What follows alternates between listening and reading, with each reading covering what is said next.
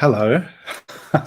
Welcome to this Drawing with Dylan session. We are going to be working from some amazing reference photos by the photographer Rada Sadygova, and her Instagram tag is going to be on all of the references, and you should definitely go follow her and check out some really breathtaking photography. Hey, Cody, Dan, Ike, Louisa, Monica, Barbara. It is late in the evening. I'm tired, but I'm sure once the drawing, it's going to be okay. So since I'm tired, let's just get into it. I have references to work from. I think maybe we will draw for like an hour and a half. I'm going to start with some 10-minute portraits. Hi, Shannon. And anyone who will to meet now, private space, you're welcome to. We had some gate crashes last time, so I won't talk about it too much. But another cool thing that's going to happen is that I will give away one of these drawings. So if you'd like to win one of my original drawings, you put this hashtag "I want to win" in the chat, and then towards the end, during the live stream, I'll be able to announce if you have won. So do that. That's always fun. And I'm going to show some of this amazing work now. This is from Rada's website. You can download a PDF sampling some of her photography. Put it over here. And yeah, I'll just flip through some of these. It's been, I've just found it so moving and beautiful.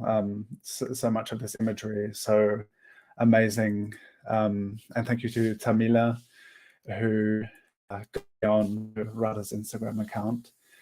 And the first things I saw, which are really captivating, were beautiful images from the Caucasus Mountains, just north of Azerbaijan in Russia. And it's so interesting because growing up, Russia was not really a place that I was very aware of. And something that I found in recent years. It's been beautiful connecting and seeing the work of artists from all over the world, including Russia.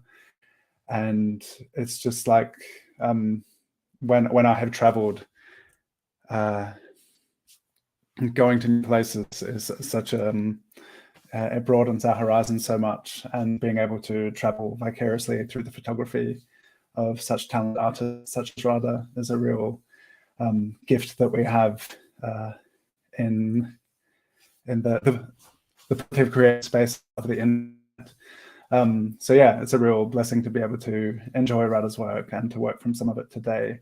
So yeah, this is a little sample PDF you can actually get through Rada's website if you want to check out some more of these, but just spend some time on Instagram looking at Rada's account, because it's just, yeah, really incredible.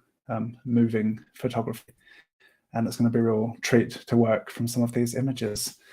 But we're not going to be working from these ones. We're going to be working from these ones. I've my own sample PDF, some of the images that have moved me, and we're going to start with this portrait, which is Garsonov 6485, who you can also find on Instagram.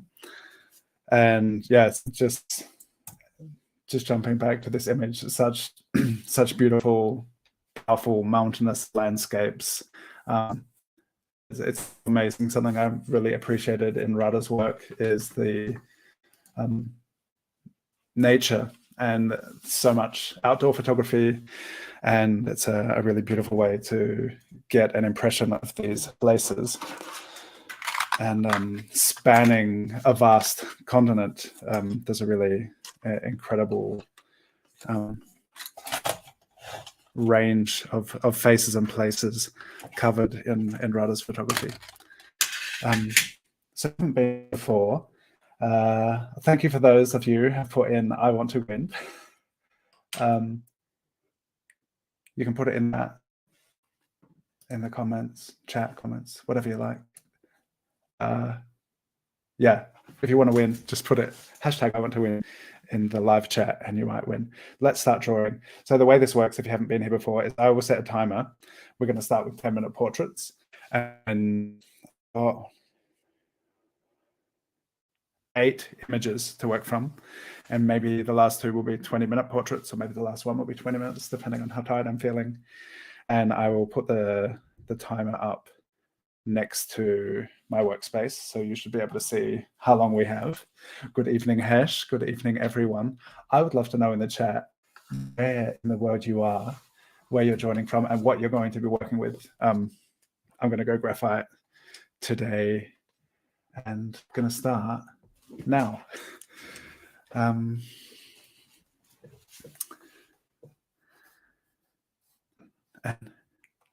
Can let us know if you have spent time in the Caucasus Mountains. I have not. I think the closest I've been perhaps is Bulgaria. When was that even? Must have been like 2006. I traveled through Romania and Bulgaria. And for me, having come from Australia, it was really incredible. Romania was one of my favorite favorite places I had been to at the time.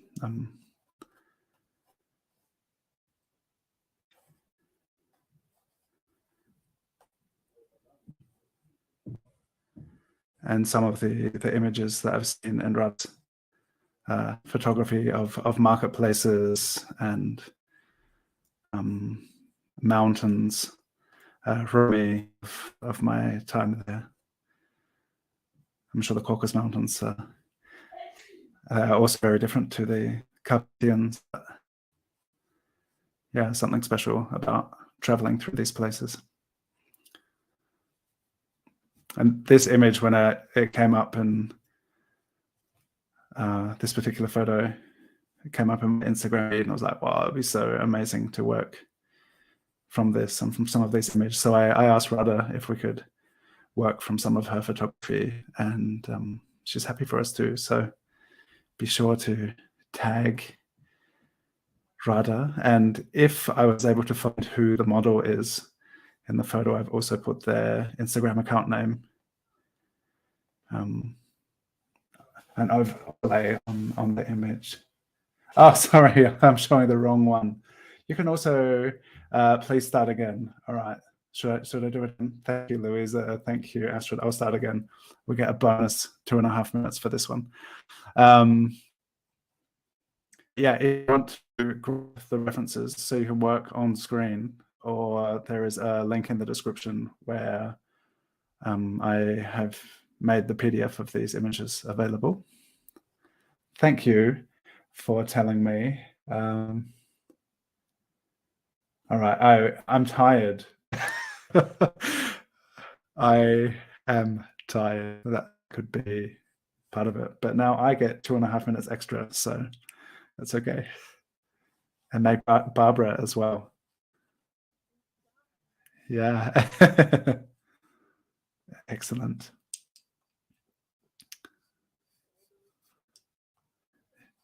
Yeah. So I have Barbara keeping me company over in my secret meeting place. And anyone who is resourceful enough to find a way to come out and hang out with us, you're very welcome. And maybe I'll just say it once, but last live stream we had lots of gate crashing wannabe offenders, so I won't talk about it too much, but my ZOOM room is open, and anyone who can find their way there is welcome to come hang out with us, because it's nice to have some people to sit around with and to chat with while we're drawing. So happy to be there in the YouTube live chat. But if you actually want to speak with voice to each other, then you can go to that place simultaneously. And Barbara, my wonderful friend and Zoom host will let you or kick you out if you misbehave. Shannon.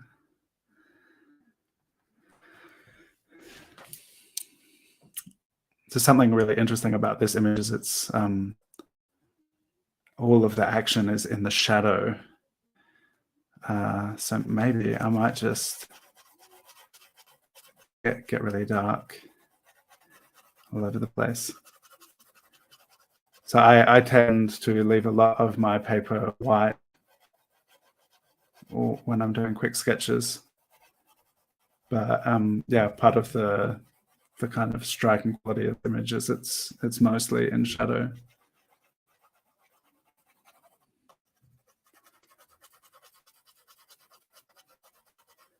And since I had 2.5 minutes extra, I might as well spend some time just putting some on. These are from Brazil, cool.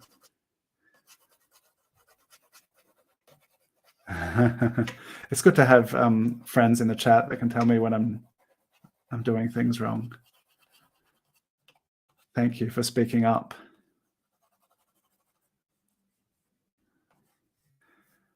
And letting me know that you couldn't see the reference image.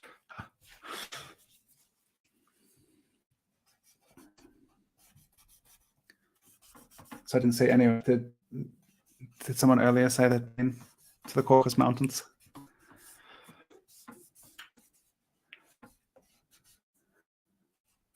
Or Russia? It's been really interesting. Like, Russia is such a vast continent, and I know there are like, I find it really interesting that obviously there's a war happening now, which sucks. But something I've really appreciated about social media is getting an insight into what life is actually like and getting contact with people and realizing like the unifying humanness of so many different places, which in the past I really had no awareness of. And to understand that it's such a vast country, and that within that vast country there are also, there are so many different peoples and places. Like, it's impossible for one for a place so vast to be homogenous, and it is really totally down with the history. But I guess there was a period of colonial expansionism of expanding the Russian Empire, and all the way from Europe to the Pacific. Like, it is so big, covers so much of Northern Asia. And through Rada's photography, seeing people and places from across that great expanse of land, it's been really, I found it really like enriching to see, and it was such beautiful work as well. So if you ever see this, Rada, thank you so much for sharing your work. It's really beautiful.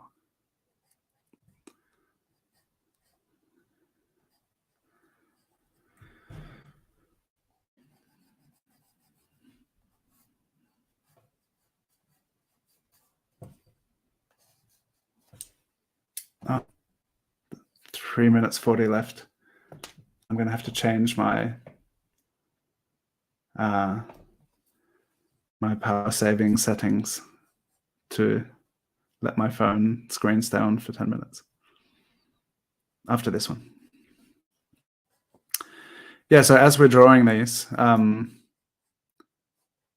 practice timed portrait sketching a lot, and you're welcome to join me every Tuesday in Zoom.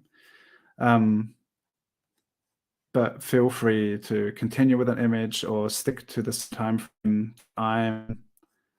I'm laying down, and potentially some of these might just be the beginning of a longer drawing session if you feel like something's really working for you amongst these quick sketches and you'd like to spend more time refining it after we're done, then of course feel free to do so. And I would love you to, if you're sharing on social media, use the hashtag Drawing with Dylan. And that'd be really cool. Because I love seeing everyone's interpretations of the pieces that we're working on.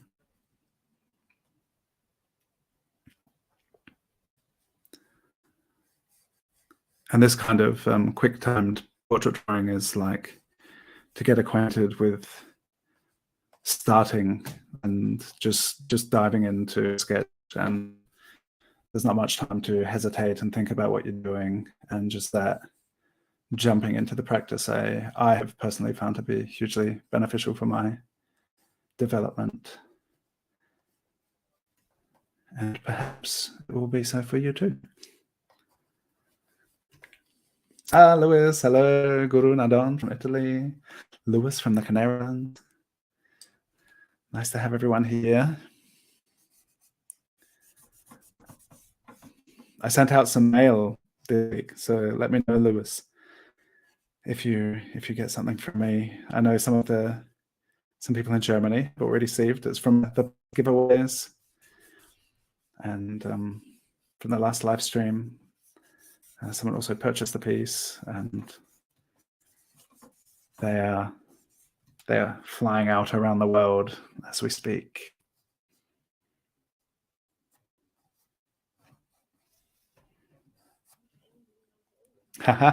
Cool.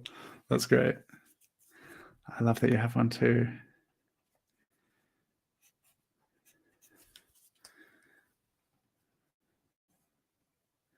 Yeah, I really like that one of Sid and Austin.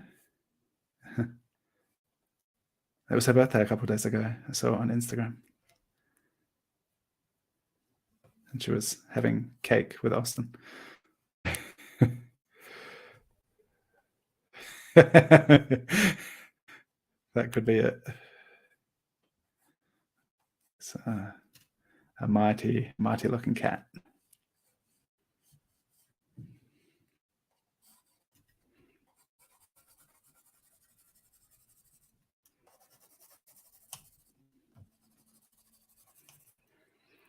So I have been able to apply all of this practice into some real world sketching events last week, which was really cool, where I was doing 6 and 4 minute portraits for people who got to take the drawings with them. So here we go. Here's my first piece. I'm going to see if I can change my time and my screen settings so it'll stay up a bit longer. Continue. Feel free to keep drawing if you want. Where is it? General.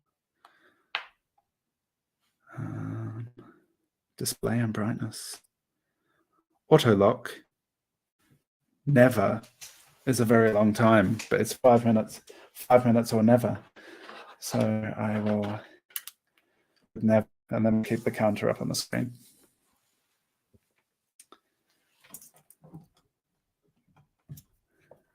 But now I've got a cable in. See how we go. Anyway, I'm going to get another piece of paper. Let's keep drawing. So what have we got next? Oh, this is nice. These are all nice. I'm maybe going to say that every time we look at a new image. Also, the muse for this piece, very famous bird, has a wonderful Instagram name. So let's start drawing this very famous bird. Hi, Janet.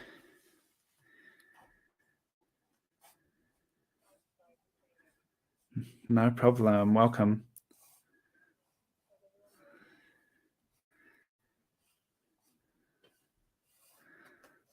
I'm good. Tired.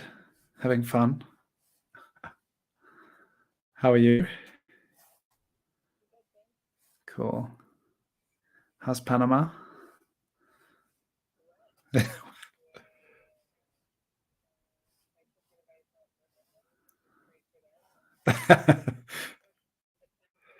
Yeah, yeah.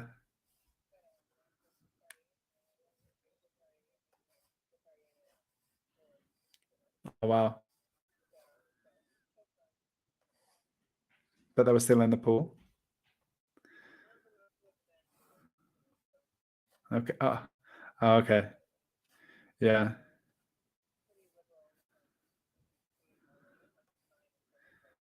Yeah, yeah. I've,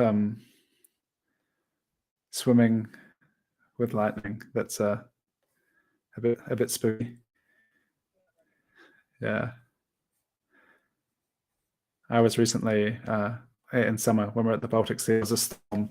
See, it was distant, and I could see the lightning in the sky. I was like, but the sun is shining here. So if the lightning's over there, I guess it's okay. Because it was like blue sky and sunshine above me and lightning over there. But it passed away. It moved on, and it was quite a beautiful moment. But yeah, I had only heard about that like as an adult. I guess I didn't encounter it growing up. But like if your head is like the high because of the water, that would be with a lightning or touchdown. That would be unfortunate.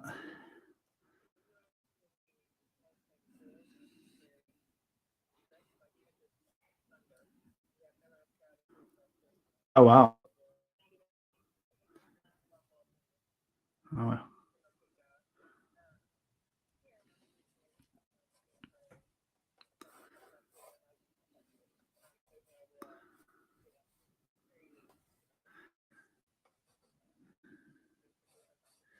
Yeah.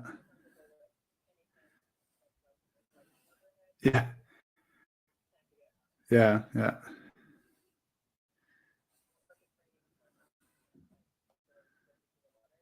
Yeah. Definitely.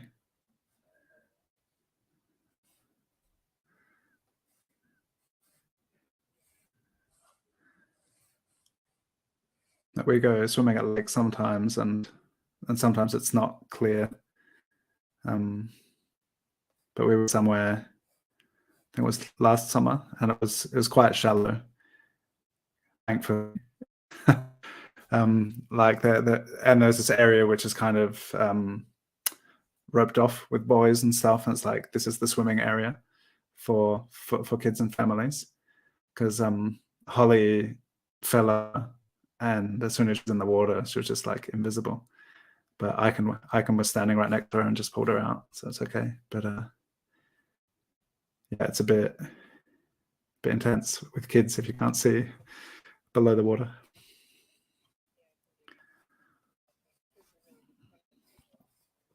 Hmm. Yeah, yeah, yeah. Good to know where they are. I had a really interesting afternoon because there was in the village where we live there was this really cool Kartoffelfest, which was like the potato festival. There's an environmental what's the regionale Umweltbildungszentrum, uh, so environmental educational center, and they do cool projects with schools and kindergartens and stuff where they grow potatoes, and the kids come and harvest the potatoes and to the like the big potato celebration.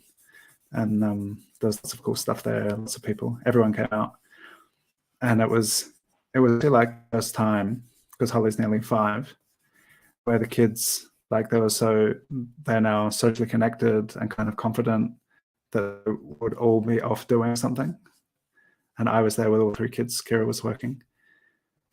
There was no water around, so there's like nothing that could go wrong really. But I realized it's the first time where I've just been like, oh, I can just like stand around talk to people and I have to. Well, it's Holly has been very, very focused on us and want to do everything with us. Um, And this was the first time where all of the kids were kind of off doing their thing. And I was just like, oh, wow. I can just, to some extent, just do what I want in their presence, kind of. But yeah, it was really interesting experience. Like a sign of things as the kids grow up.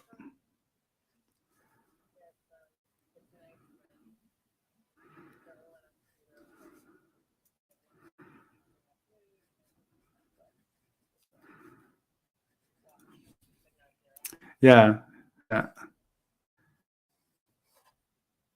There was a really cool thing. There were like some experiments to do with potatoes, and you could make a circuit with potatoes, like a potato battery.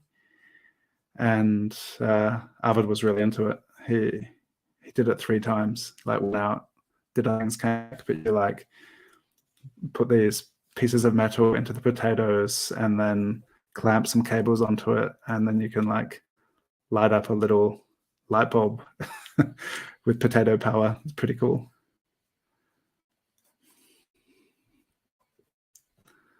So there's lots of really cool, interesting stuff happening today.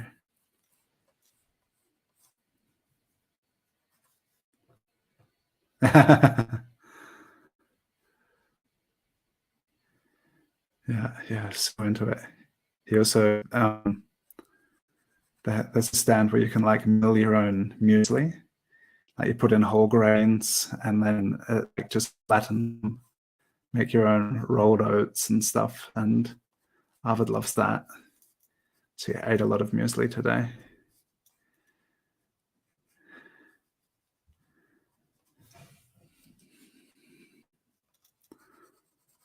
I love this photo.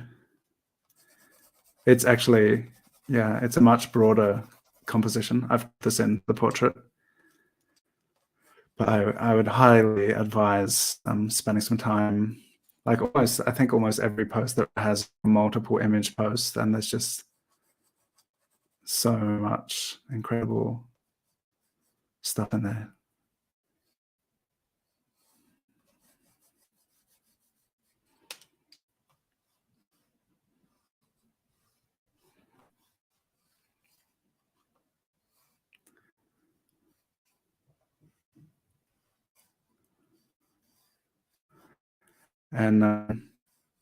And just like the past week, since I asked Rada if we can work from her photos, I've been looking at her stories every day, and there's a lot of like behind the scenes, like travel to locations and just leaves fluttering in the wind, and it's really nice. Like the peripheral feeling of like what it's like to go and do these photo shoots. And it seems like she's also often shooting together with other photographers, and checked out some of their accounts, and they'll have different perspectives on the same image, and really cool.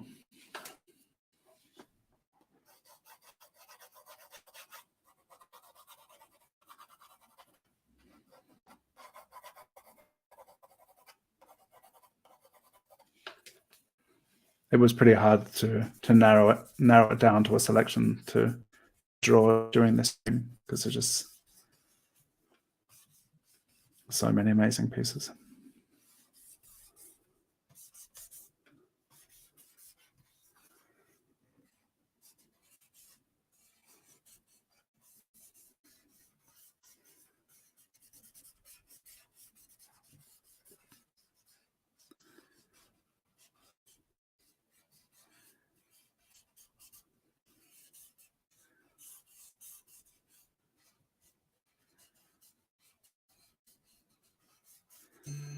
All right, that's 10 minutes. Oh no.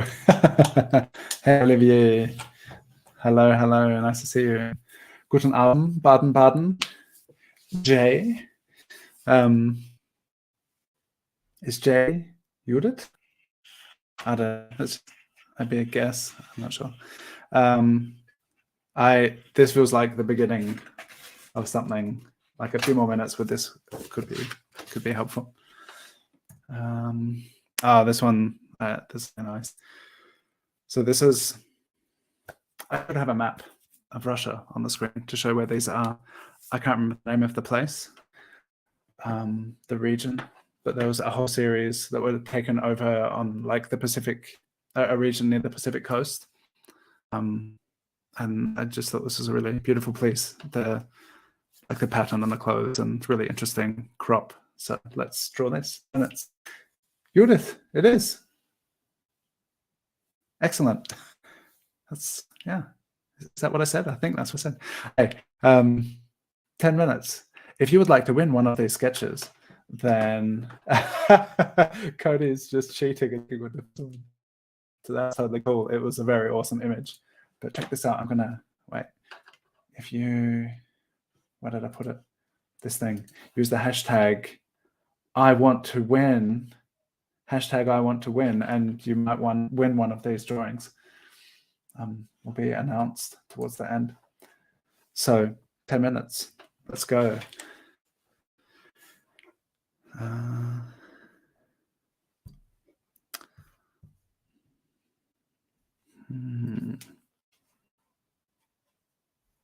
Are the people in Zoom, are you working from the images on YouTube or just looking at what's in Zoom, or how are you doing things?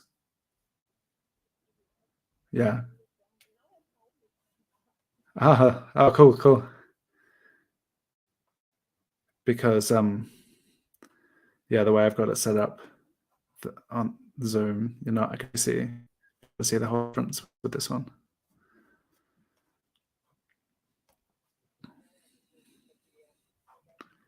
Yeah, cool. Yeah. So if anyone joined late, you can grab a PDF which has all of these references. Or you can work off the screen.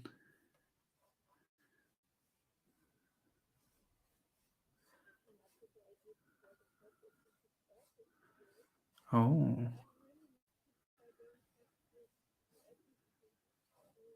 Okay. So you have to stay within the circle that you've set for yourself.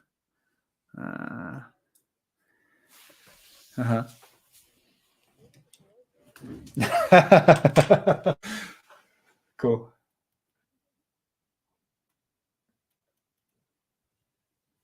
All portraits.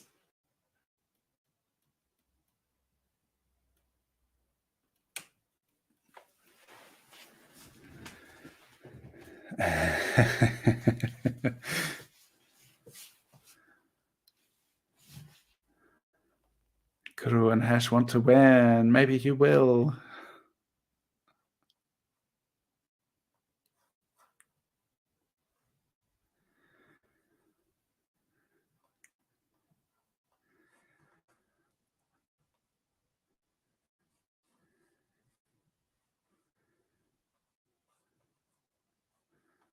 I am going to endeavor. I have started. To make my work available to purchase as well as win, because I love giving away my work and have a hard time making it available for sale. And but inspired by Nicolas Uribe a few weeks ago, as soon as he's finished a live stream, when he's done a painting, it's up on the website and you can buy it. And it was really interesting just from the business side of things to see that the top page is his landing page, and on my website there's nothing to buy. And I'm working on becoming a business person. So if anyone's interested in having any of these, then you could. Or if you've ever seen anything of mine that you can think, oh, that would look good here, chances are I still have it, and you could buy it. I have almost everything I've made, apart from my giveaways.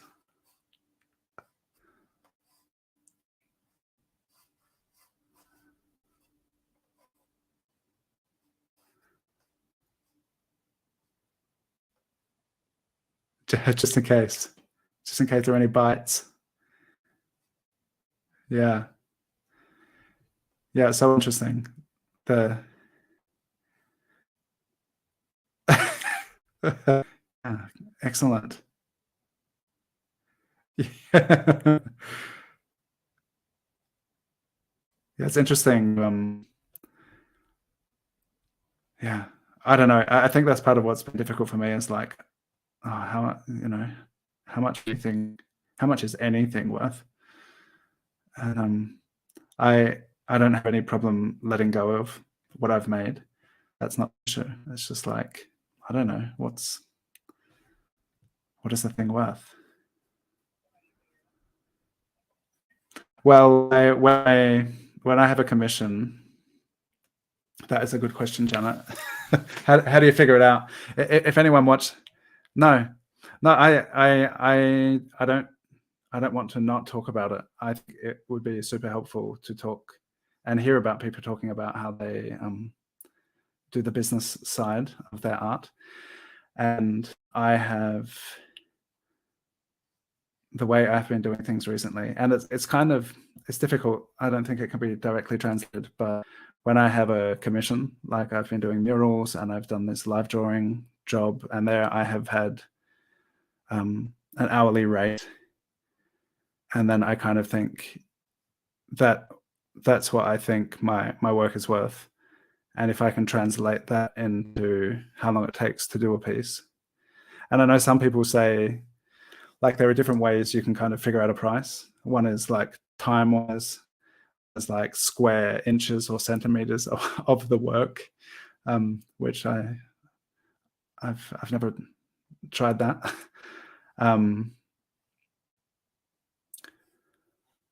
So that I have done recently when I've had commissions. I've been like, okay, how long has it taken me to do this? And if I were working for a client, this would be my hourly rate, and base it on that.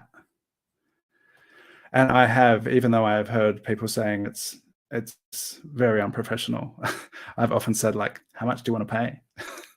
And because I want it to be accessible and available. And if someone really wants something, then I really want them to have it. But that's true, because that's kind of, apparently that's not professional.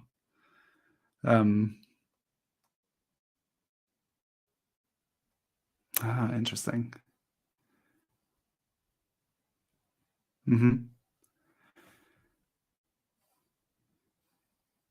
Okay. But I've been through so many different scenarios where I guess I find it difficult. When I was starting out, I kind of read up on all this stuff and I got some advice, and it was like, do this and you say that and you think it's worth that much. And then particularly when I had some illustration jobs and people were like, oh, what you want is more than the entire budget of this whole project. And I was like, oh, I didn't think it was that. It still felt pretty like a modest quote, I thought. And I was like, well, okay, well, how much do you actually have to spend?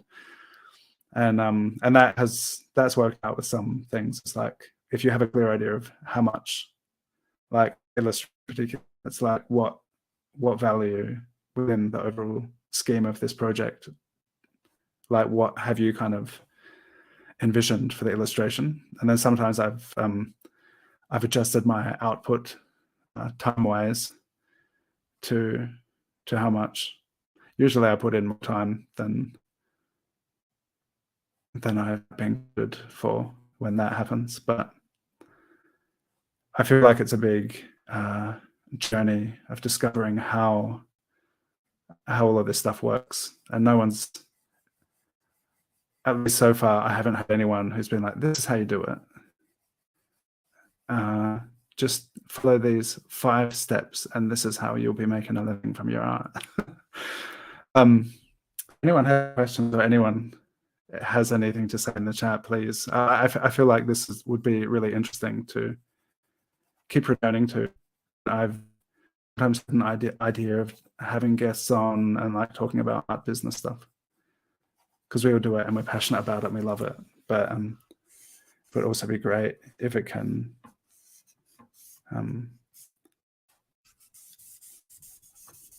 you know, contribute to our families and our lifestyles and whatever it is that we like to do. That's cool. Cody's recently switched to pricing by square inch and found it helpful for consistency, which people seem to appreciate. That's cool. Yeah, I've also kind of size-wise, based on the experience of some pieces that I've done, I've been like, if it's this big, I'd probably spend about this much time on it if you want it like this. And I also kind of feel like I do so many different things. If it's like graphite drawing or it's an ink wash piece, like there's so many variables involved. But it's good to have some orientation, to be able to offer some orientation if people are like, because usually the people who are wanting something have even less idea than I do, perhaps. And then saying, how much do you want to pay? And they're like, well, I don't know. Or they might just not answer. What's I say? Paint digitally and always find it difficult to sell something like that or put a price on it. If you sell the PDF or as a print, I've sold files. I know people say don't sell original files. But I had a big painting, 1 by 1 meter, and I sold the original. That someone else loved it and were like, could I please print it? And so I had a lower quality than the original, like, because it's like a bit unfair if someone pays more money for the original and then I don't know, is it unfair or is this all just like mental stuff? But then if you've got a print the same size as the original in the same body, like what's the difference in value between the original painting and the print? But I sold a file for a once-off print, so someone else who also really liked the painting could have it because it resonated with them. And I felt like, okay, the resolution's not as good as the original, but you can pay for the file and print it once. Like that was the thing that I have done. Yeah, so that's interesting. That was a comment from Hesh about selling digital work. This is a fun image. Moving on to our next pose, I'm going to have a look. It is a double portrait. How long do we need for the frog?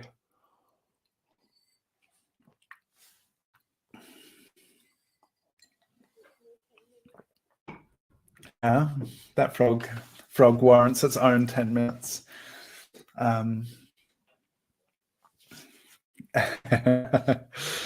All right, I'm just going to hit the 10-minute button and see how we go. So Anto Humk, I'm not sure. Anton, I think, is a musician. If you check out on Instagram, I think I just had a brief look. But this photo series was really fun and sweet with the dog. And I think Anton plays trumpet, and there's a really nice shot where the frog is like on the trumpet and he's looking through.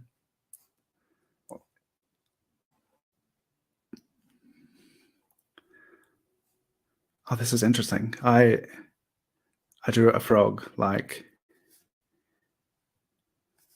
must be about 13 years ago, and I just remember as I was drawing, I was really like, this is what a frog looks like. And it was this like really kind of amazing moment, and I'm just remembering it now that I was like, I just felt I was aware of the frog kind of like for the first time ever, and starting to perceive like, oh, that little like it's in there, and that's what a frog's anatomy, that's how a frog is put together. It really has its legs and they fold like that. And it was just like, I felt like I had this new level of understanding of a frog through this drawing. And that was a really cool moment.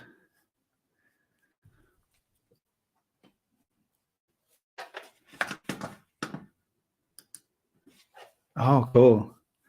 Who else has had that moment with a frog drawing? Yeah. Oh, nice.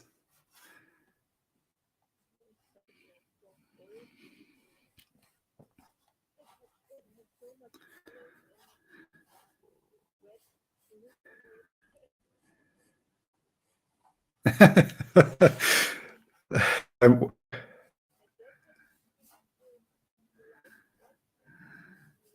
when was that? When was that? Oh, wow. Yeah. So maybe if you tried now, it would be like to try and repaint something that you did 10 years ago and gave up on. That would be, I think that would be really interesting to be how like your perception must have changed with all of the practice over the years.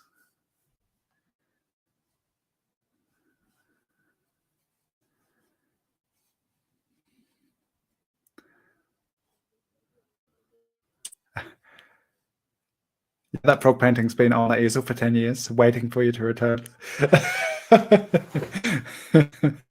Cool. I want to see it now. It was really in on Thursday. Amy on Drawn Together with Amy Jury, and she commented on my ability to draw smiles. And I once tried to do another 1 by 1 meter thing of someone with a big smile, and as I was drawing it, I was just like, "This is terrible. This is not going to. I do something totally different." Because it was just like this. I don't know. It just seems so cheesy and unreal. This smile, and I think all of the quick practice and just that fine tuning my observation, it's made it less intimidating to draw anything, because it's just like the understanding of the shapes and trying to see how these shapes interact. And that's like 7 years ago. And I remember that was a painting I gave up on. I was like, I can't, this is not going to look joyful. The smile is not going to make me feel good. I just painted something else.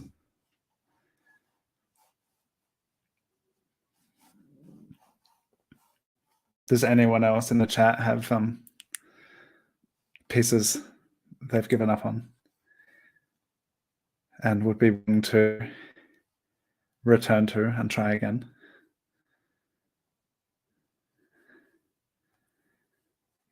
Years, months, or you give up on every piece at some point? That's good. Yeah.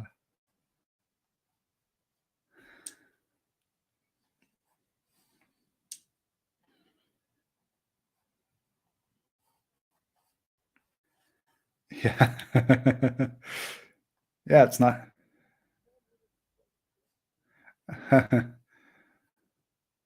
Frog portrait starting now. 6 minutes for the frog. Yeah, I feel like that's been really cool with all of the timed drawing practice to be like, yeah, the timer decides when to give up. And it's been a really interesting process as well of like learning or kind of understanding what am I able to do within that time frame.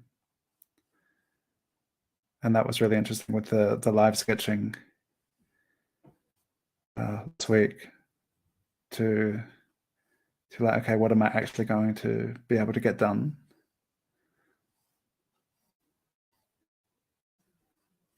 And what can I, at some point I was like, I was doing 6-minute portraits, and then I realized I wasn't going to have enough time for all of the people I had said I would draw.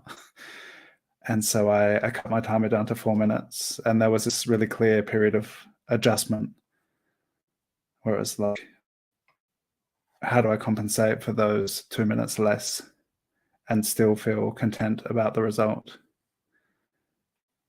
And it took a few pieces to adjust, but it's really interesting to notice that it is possible within these different constraints to find our way, I guess.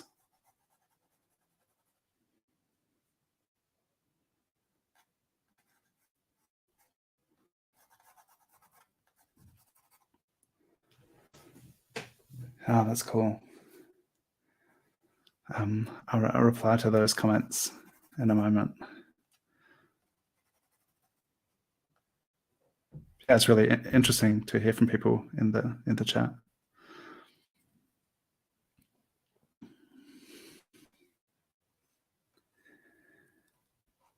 It's been interesting sometimes watching my kids draw, and they have their own experience, and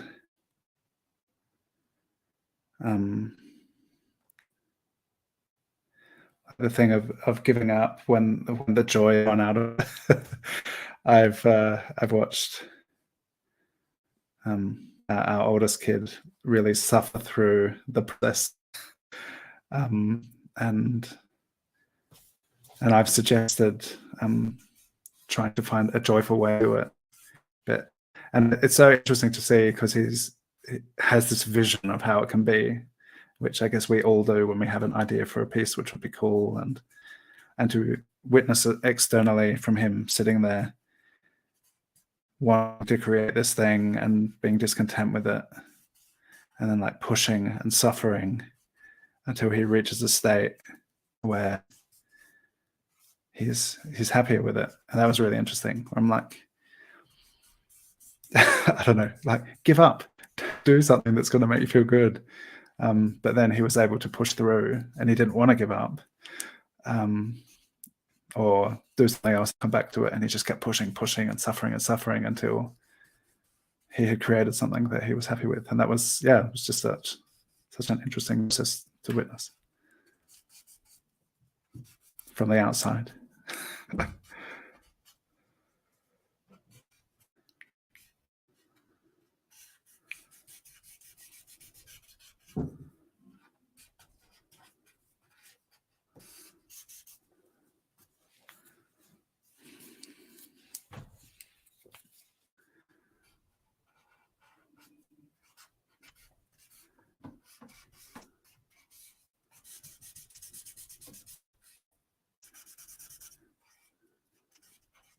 Oh, 30 seconds.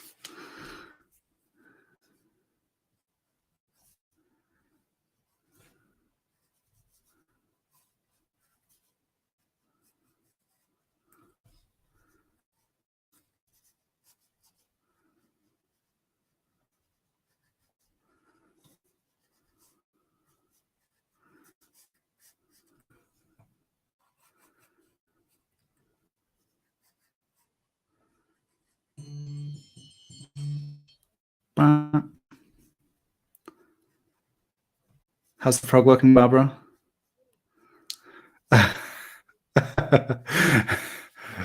Oh, that sounds good. All right, cool. All right, unfinished, but that's all right.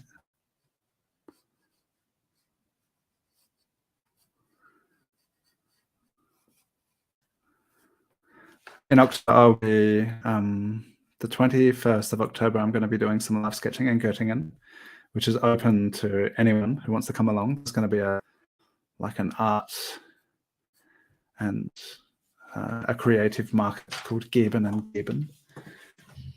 And I'm going to do a couple of little mini workshops on portraiture on that day. So here, I have paintings that I'm working on and off. Some of them I haven't touched in years, but don't really give up on paintings. That's interesting. The idea, talking to Adam Paquette, when was that?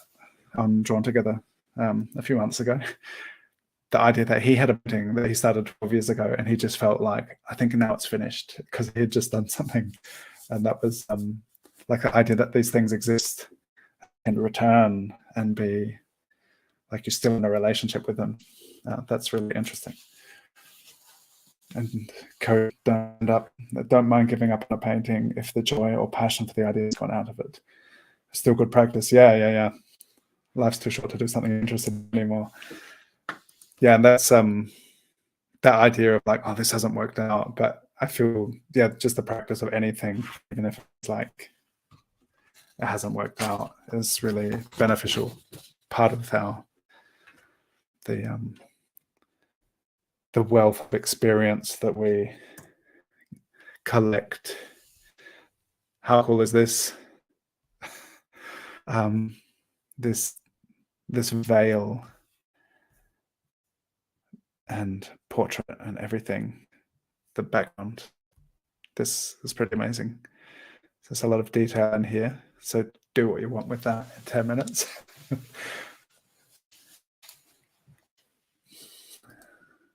find that sometimes not touching a painting for a long time, then continuing to work on it is sometimes like painting the painting from scratch, like seeing it with a fresh set of eyes. Yeah, that's really interesting. And maybe there's something that happens in that break, where then when you return, you have like an altered awareness for what you're doing. Cool. And I'll just remind you, if you would like to win one of these, hashtag I want to win in the comments, and good luck. The people earlier, I was just going to ask if people said what they were working with. I remember asking. I'm not sure if people said. Have you got your parallel pen, Janet? Okay. Yeah.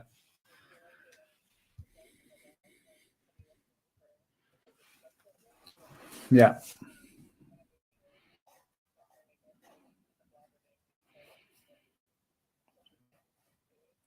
Yeah.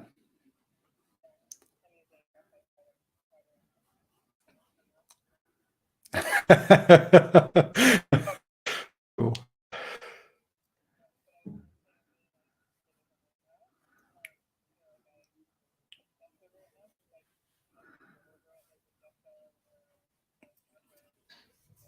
Mm-hmm.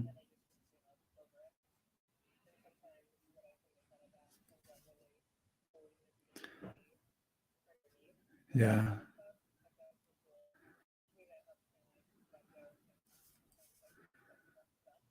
Yeah.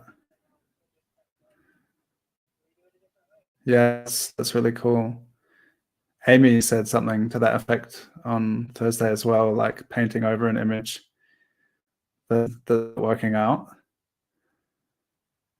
And that's, yeah, really cool.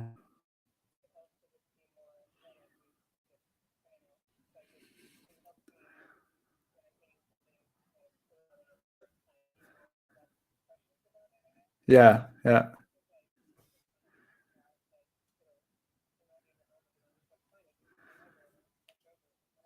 Yeah, that's really interesting. To like, if it's not working out, so like, oh, I'll just relax. Because I know that feeling of having like the vision of what I want it to be, and it's like, oh, this is just not anywhere close to that. And then to be able to relax into it and like, oh, this is not what I wanted anyway. So, and then just by loosening up, then perhaps something special happens with it.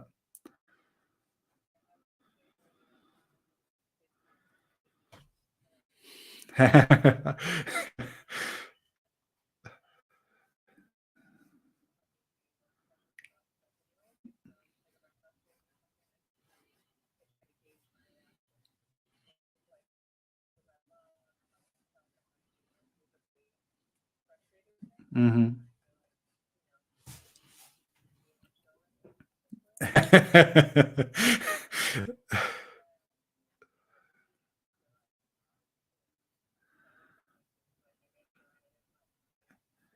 Yeah, yeah,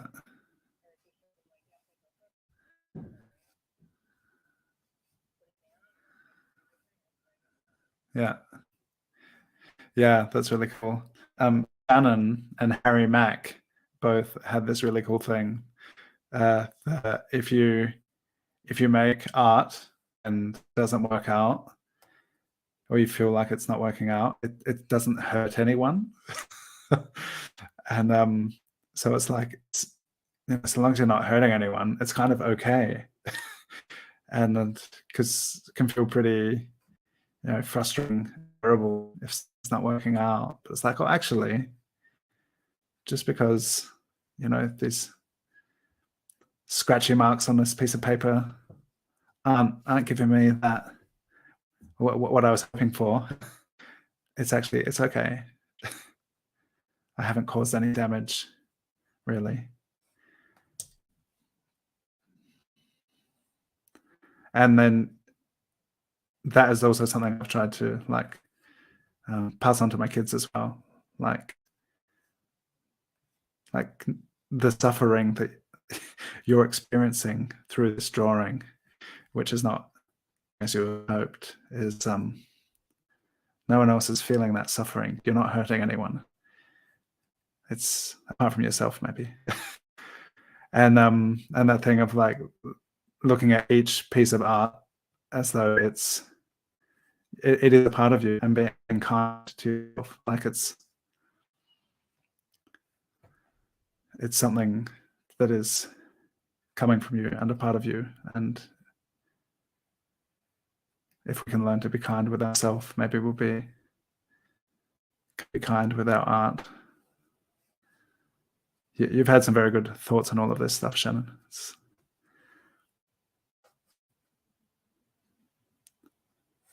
Yeah.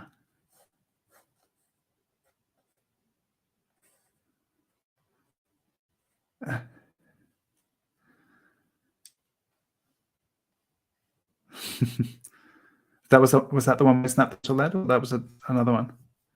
That's so funny. I love that.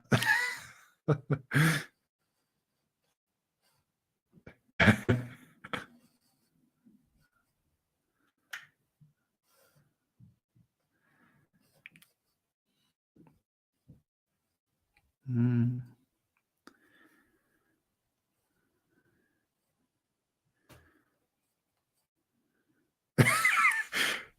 That's really interesting. Being able to accept compliments.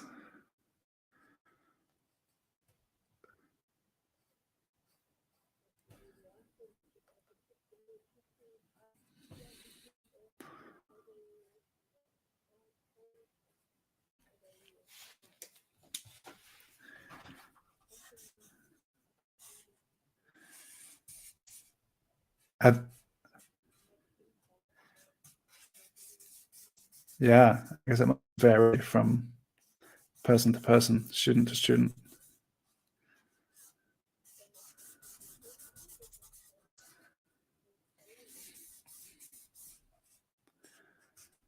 Yeah.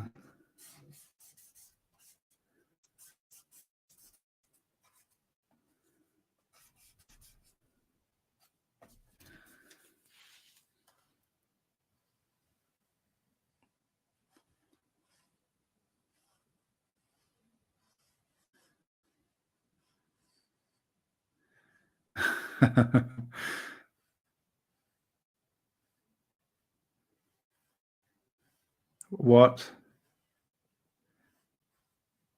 Yeah. What creates disappointment in your personal drawing experience? There's some interesting conversation happening over in ZOOM.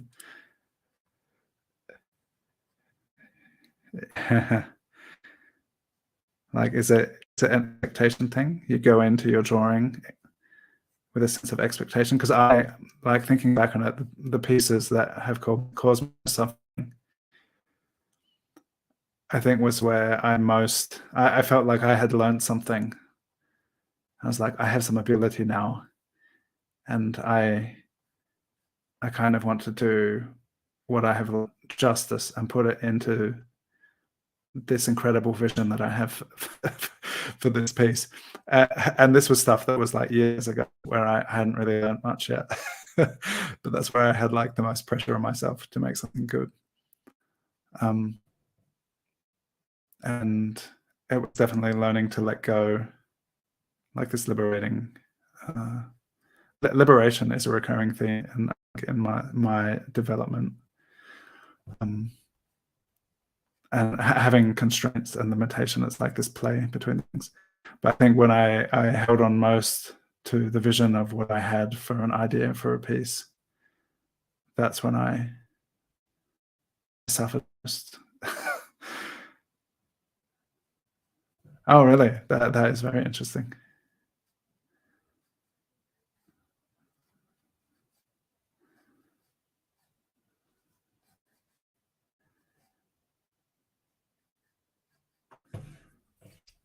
Mm.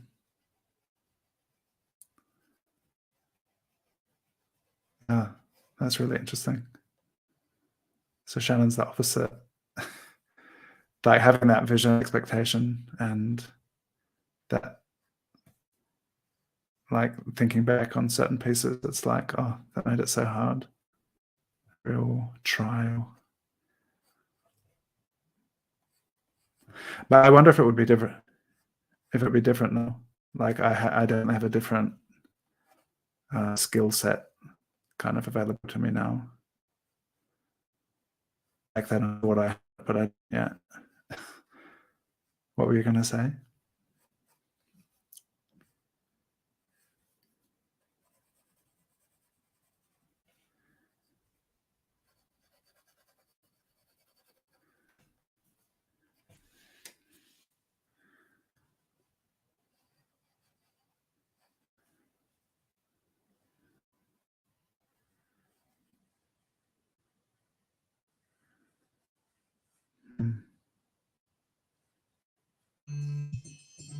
All right.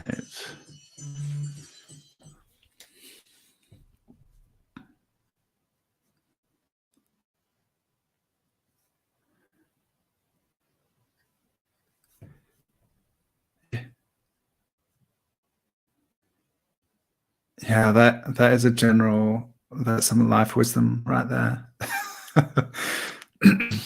Like having vision and a plan, but being able to roll with the changes and just letting go as things develop. All right, that was 10 minutes. Oh,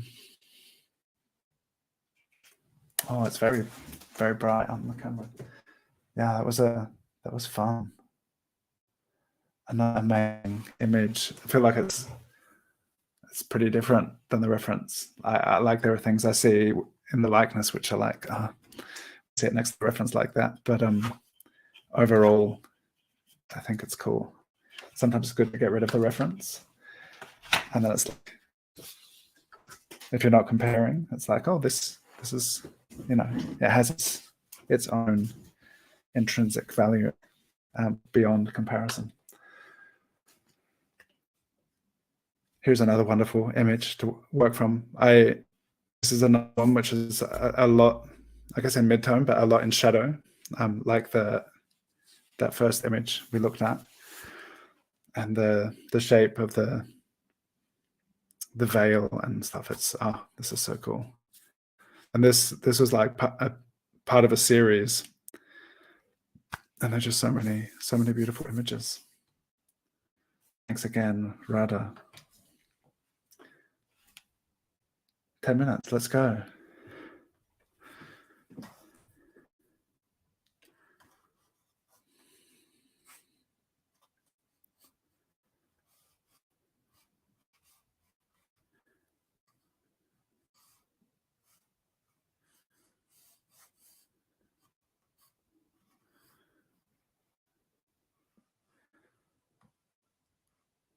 I often think it's really interesting seeing like photography and what I know from my own experience of taking photos. I will amass a great number of photos to find a few that I like. And it's interesting seeing other people's photography, people really like in their photography, living it. Although that's how it seemed, my projection and perception to just like be really into this particular craft and of making images. And all of the things that go into create that image. And that's been really interesting seeing in Rada's stuff, that she goes to these amazing locations and meeting people. And I'm very thankful to the translate feature in Instagram, because her posts are written in Russian. If you weren't aware of that feature, it's very good. You can go down to the bottom, at the bottom of all of the text, and hit see translation, and it will translate the text for you. Because there are some really moving stories that she shares of the experience of going to these places and how it's received by the communities that she was photographing. And like this,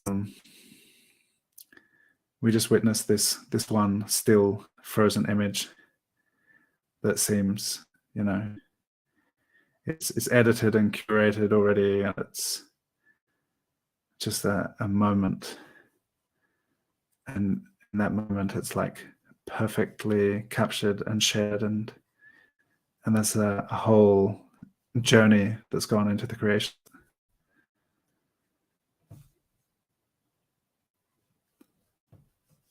And I think that's something like the street photography streams that we've done. There's something really wonderful and magical about being able to witness these moments and these faces, and from very different circumstances to which we find ourselves in.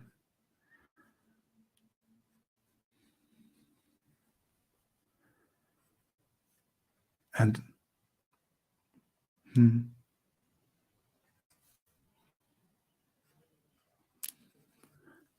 oh, that's a good place to go. Welcome.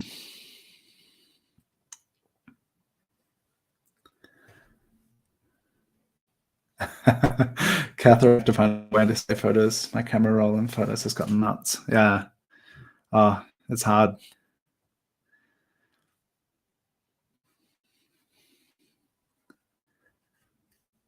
Has anyone got their camera saving, their photo saving system sorted out? Is there any advice and wisdom to share? I have to purge, remove everything once a year from my phone, because it just, I try to delete things, but then I feel like in so many images, it's maybe not the best image, but there's some potential in it. Maybe there's something to it that's worth keeping. But maybe it'd be an interesting practice just to really really cut it out. Like do some hardcore curation within my own photos on my own.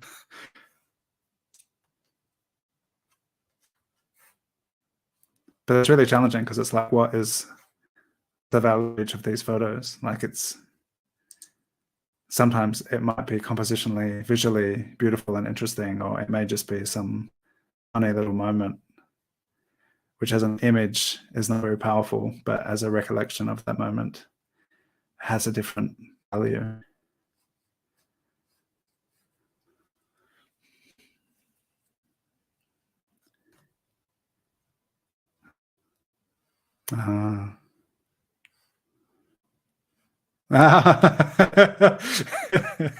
Really? That's the most you've got? Ah, cool. Interesting. Look back, look back and gain some insights into your past self.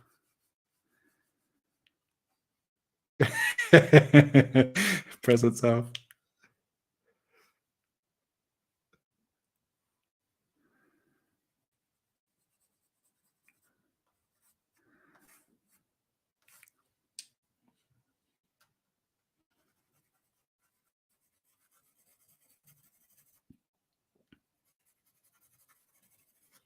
Mm-hmm. Yeah.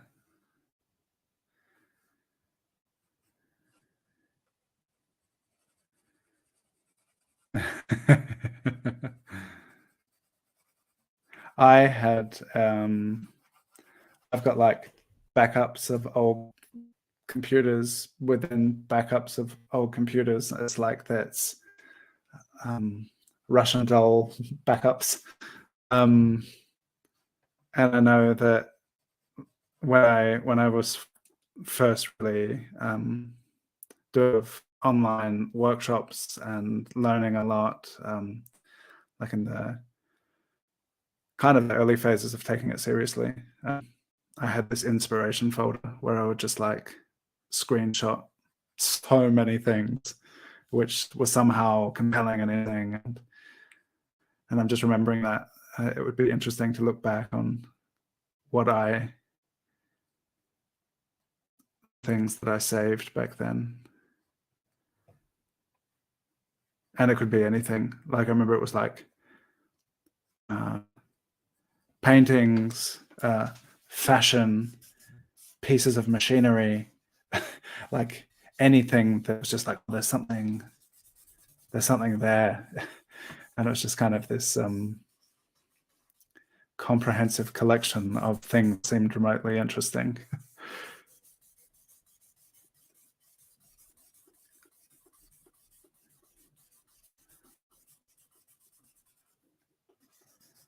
Could people on YouTube tell me, does my workspace black out and go away and come back?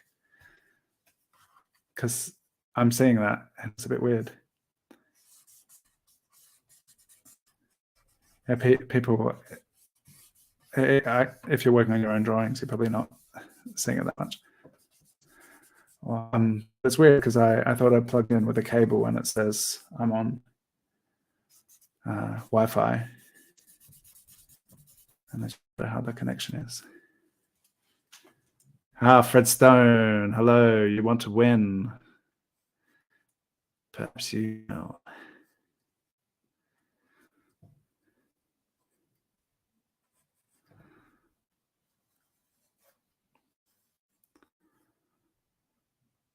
It's been I found it really interesting looking at a lot of these images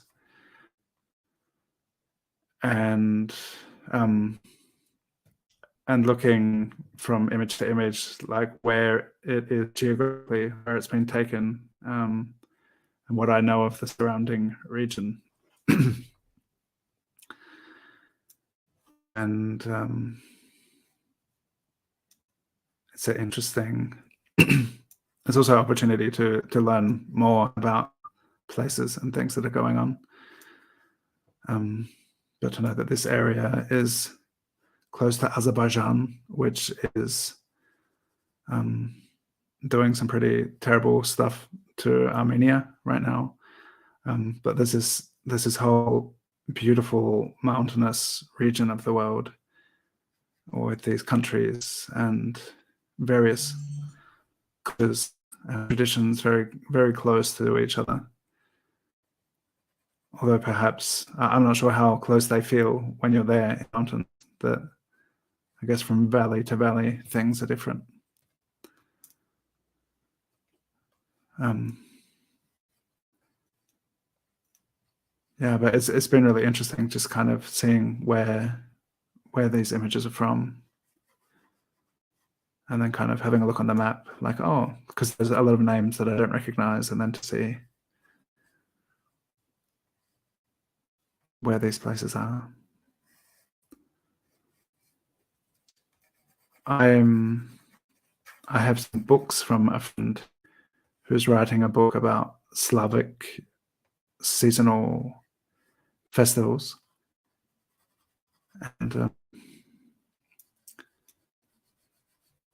there's a lot of a really beautiful visual language in the decoration and ornamentation and traditions. A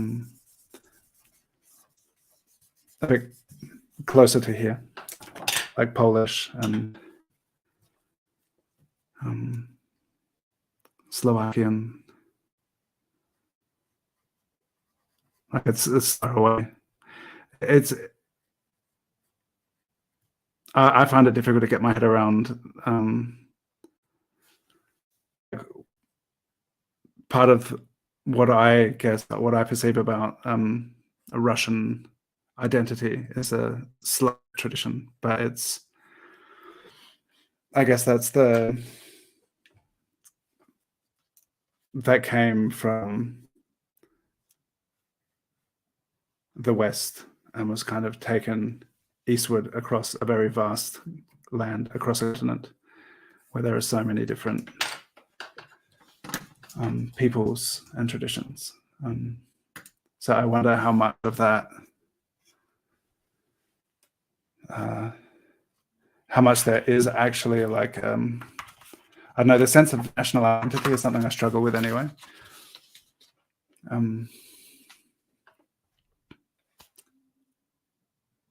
Which is why now we've got 2 more reference images. This one, which I think is so beautiful. It's just like a painting in photo. A nice image. This one. Okay, Cody, thank you for the back. It freezes every now and again. Okay. I'll have to see what I can do about that next time. I'm just wondering now if we do 2 20-minute drawings or another 10 and then a 20-minute drawing. Anyone want to weigh in? How are you feeling, everyone? Should this be a 20-minute drawing or the 10 one?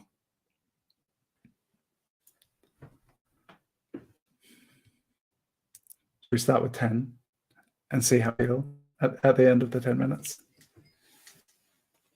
Could be just your internet, but Cody, it could also be because I've just been seeing these flashes of black, and maybe that's when you're seeing it freeze. That could be.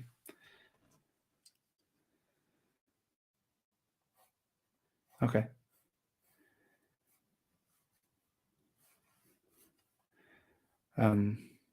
There's a camel behind this person.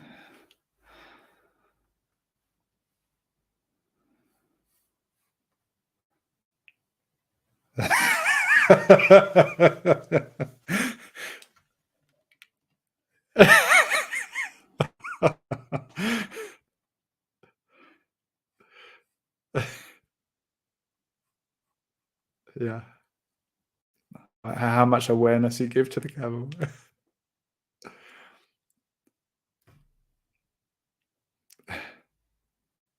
Behind every person is a camel. Was the a zoom insight.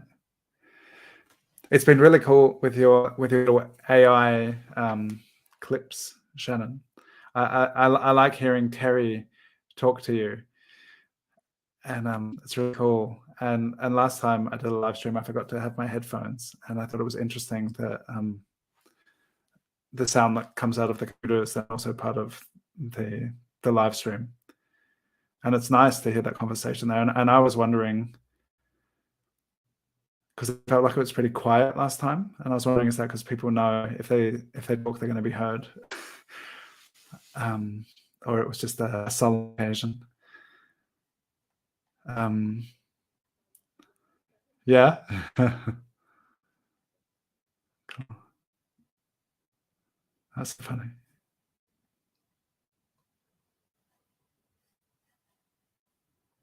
Yeah, I really like hearing that.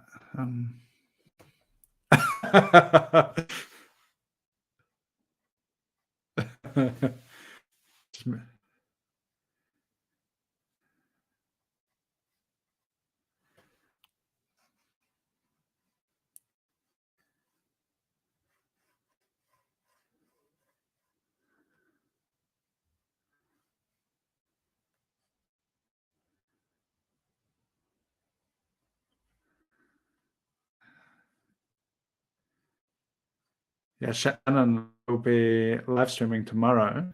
What time? Like this time? Yeah, Drawn Together time on Monday. And is it Birds Together?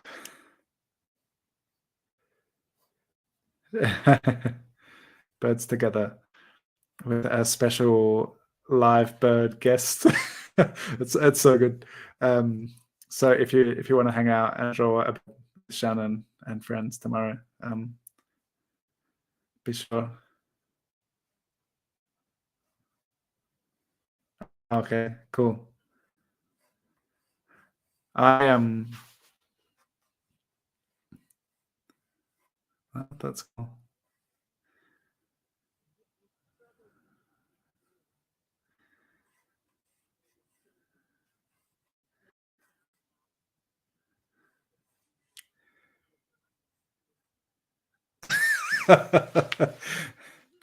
That's it with birds because even though they look big, they're actually super light. That would be a weighty bird. It would narrow its chances of being able to escape.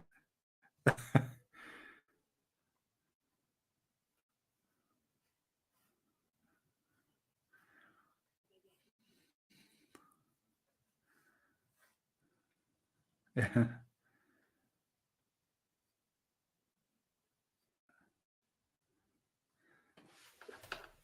Tell us in the chat who likes drawing birds. If you've never tried drawing a bird, then draw a bird tomorrow with Shannon. There'll be gestural studies, a long pose, live bird model.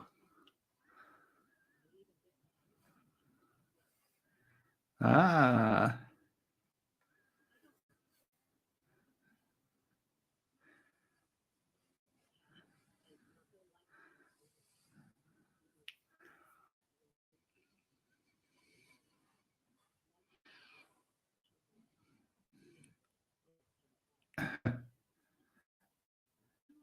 Wake up, there's a bird.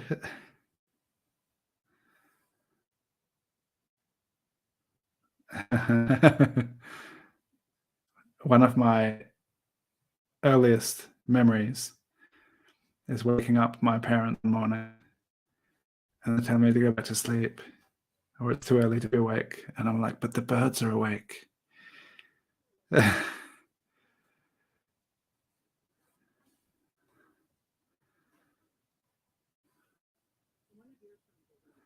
early bird. Yeah. Yeah, he is.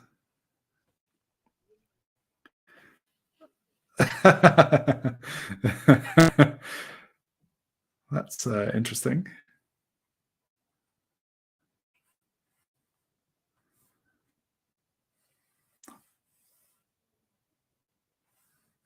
Yeah. Okay.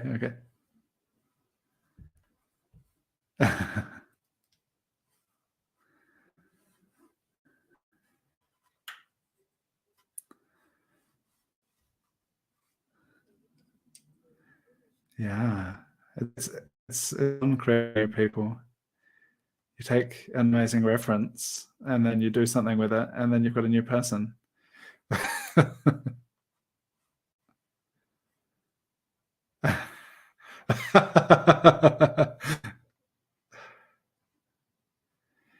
Yeah, Kira was on a podcast recently for the German speakers.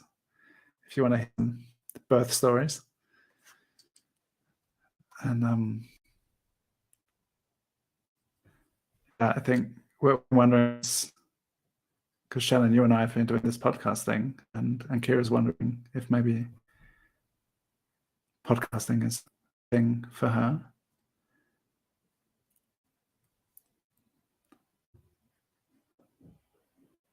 You want to hear the story in German? Yeah, it's funny too. There are some variations in the recollection of how things happened, which are pretty funny.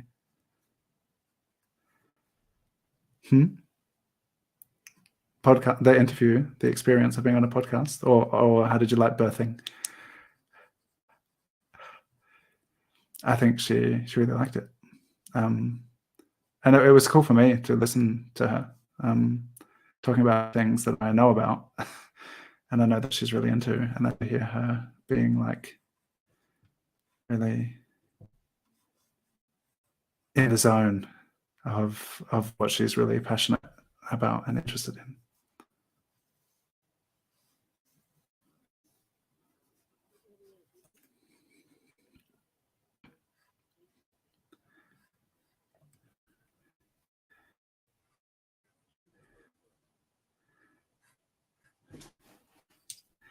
Yeah, and Esther Perel. Kira said it's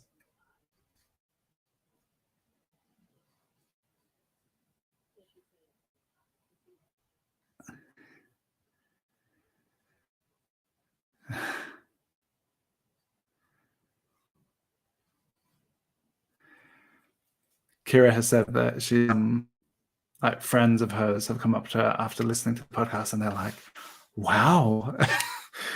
And it's like, but you know me and you know stories. Like hearing it through the medium of the podcast so it turns it into a different experience.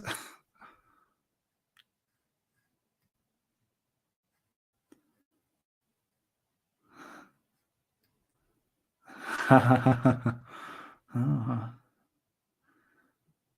yeah, I wonder. Yeah.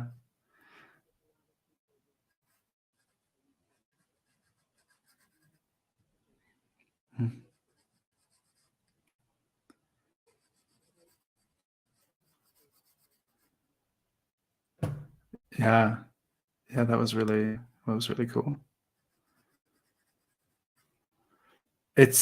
That would be a very interesting thing, Shannon, because there were definitely. So that was 10 minutes. Should we keep doing 10 minutes with this one? Okay, I'll just hit that button. Yeah. I also thought there's like all the ornamentation here, and it's just such a strong image. So it's funny.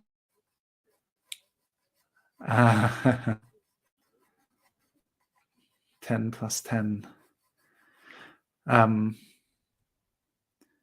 it's really interesting because that phase, like the Vision Quest phase and kind of rotation and finding direction together, is in the long game.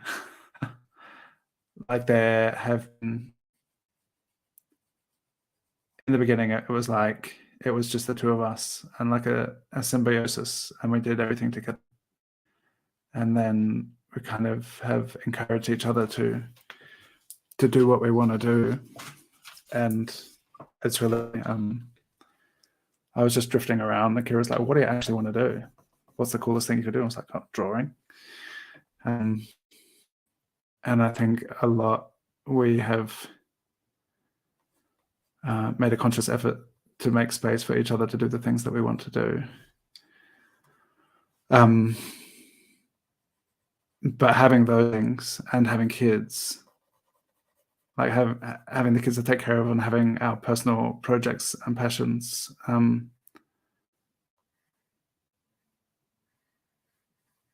like there's not always equally space for everything.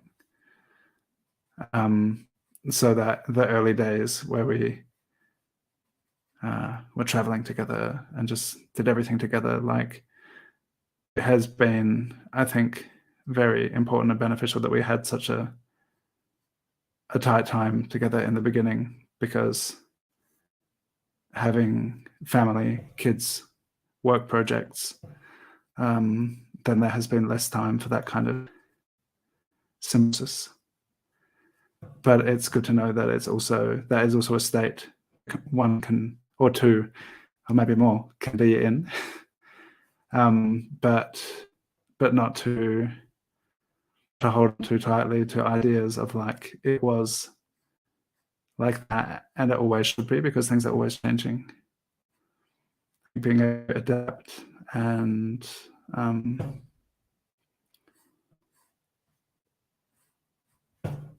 yeah, I found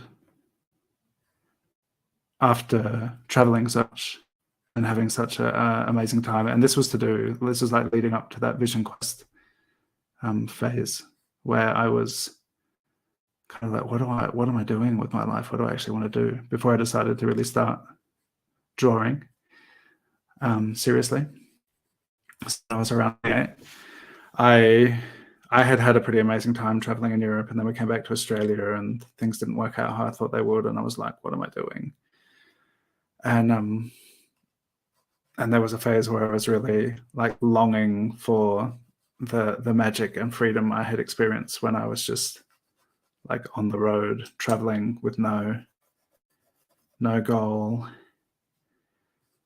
And that was kind of hard to step out of that kind of flow and be in a more kind of static, settled situation. And I was kind of, what's going on? And then to find a way through that. So that was my own personal kind of challenge. Because it had been such an amazing time, and we had met in that time and that phase.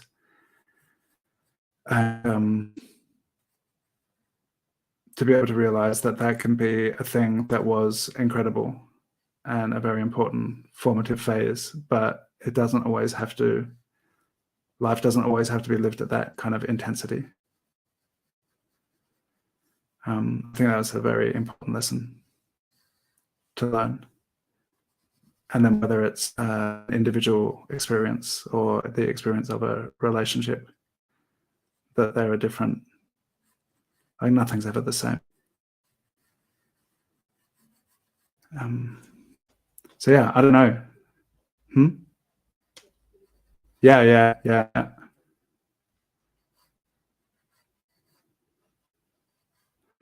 And I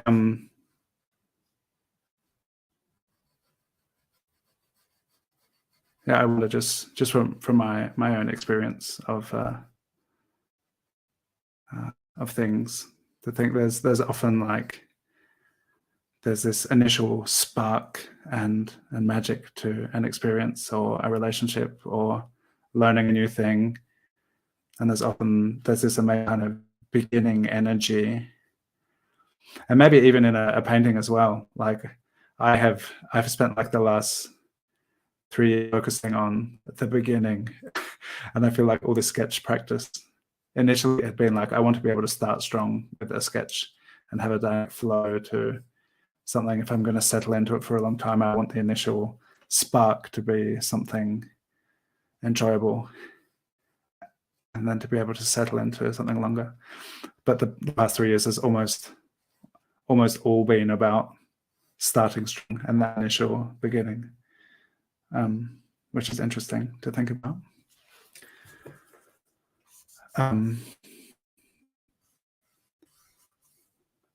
I've lost my train of thought a bit.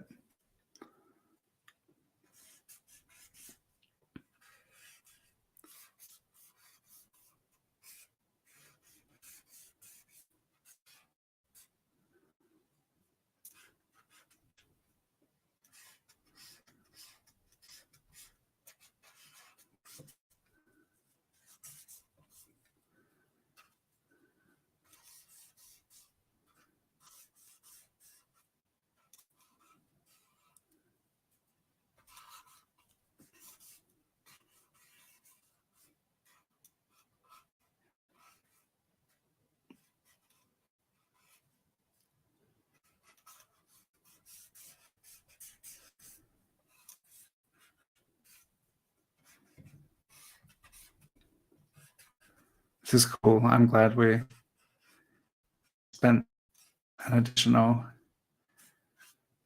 time span on this piece. It's I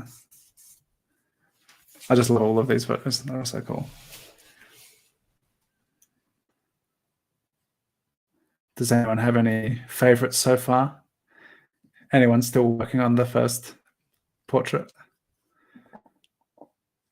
If you are, I'd love to see it. If you want to share, if you are sharing any of the sketches that you do, you can use the hashtag down here, drawing with Dylan, and tag me, because I'd be really happy to see it.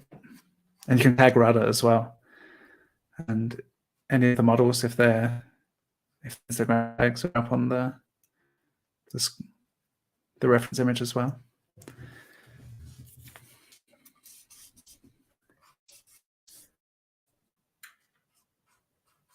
What was that?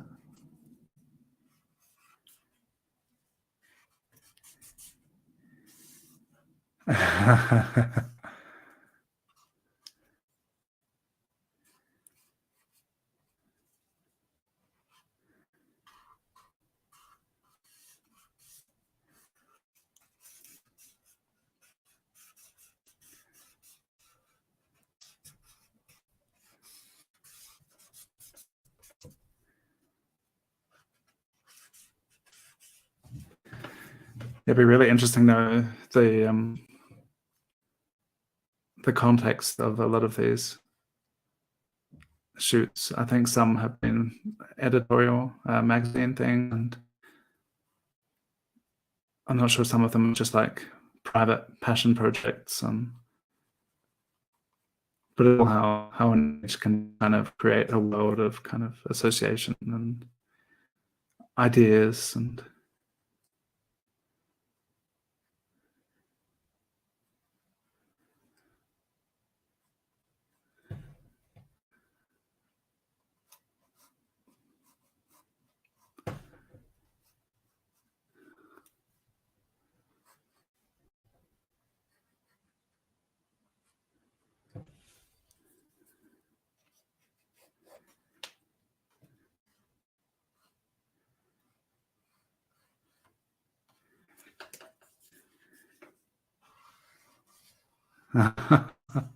that's interesting.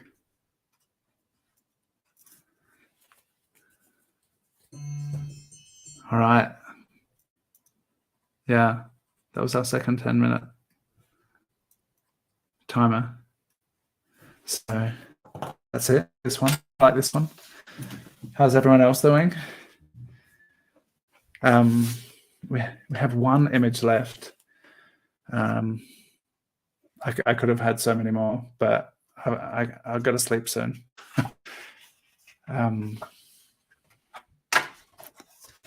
Yeah, and when I saw this one, I thought it was such a beautiful composition, such a nice image. Like it is like a painting in itself, like that. And it's interesting because sometimes in illustration painting, it's like a often very conscious planned compositions, and just the way all these shapes are interacting within this is really interesting. All right, I'm gonna. I love the gesture of the hands and this whole image. I'm gonna zoom on portrait. I think, yeah.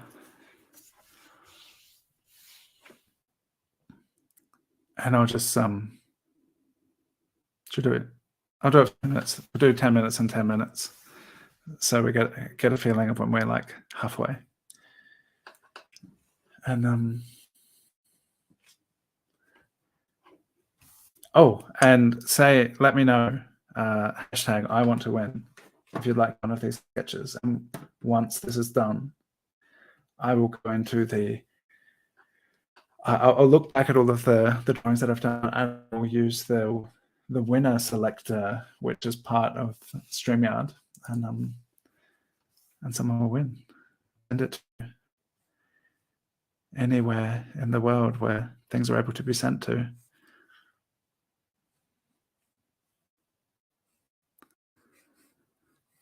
And if you have been enjoying this and would like to there are various ways you can support any kind of content creation. Mine, for example, you can be here, you can comment, you can hit the thumbs up button, subscribe to the channel. If you would like to provide monetary support, you can sign up to my Patreon, where you get access to monthly tutorials and the archive of them. There are a lot of tutorials in there now. Or you can buy me a coffee. I have a buy me a coffee link to the Patreon, and buy me a coffee links are in the description below the video.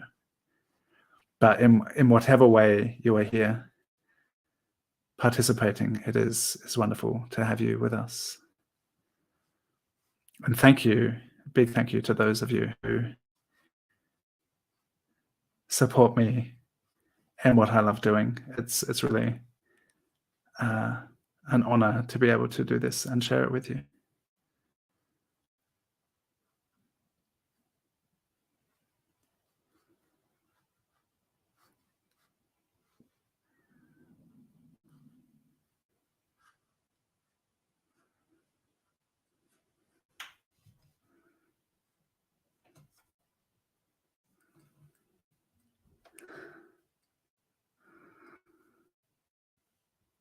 Louisa, I like the ha ha ha at the end of your I want to win.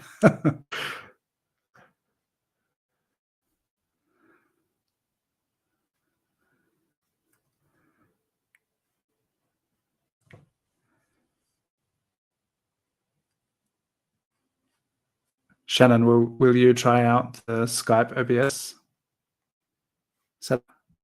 Yeah.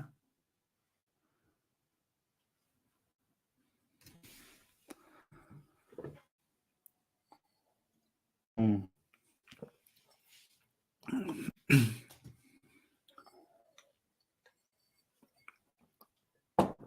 Mm-hmm.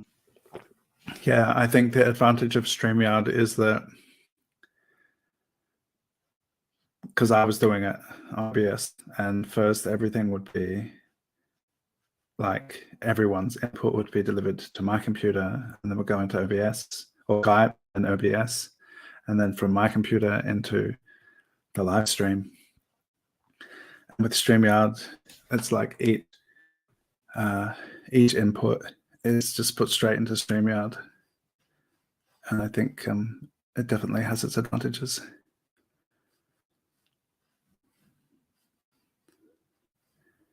Yeah, it's cool, isn't it? Go for it.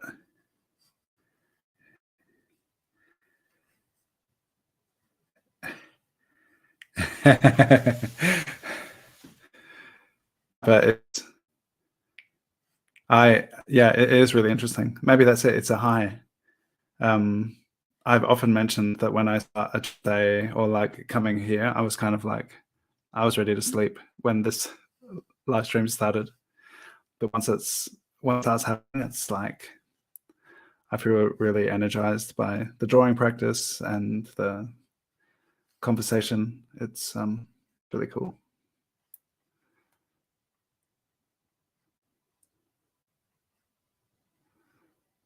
Yeah, and it's for me, it's definitely like in terms of growing my YouTube channel, it has been the driving force of that.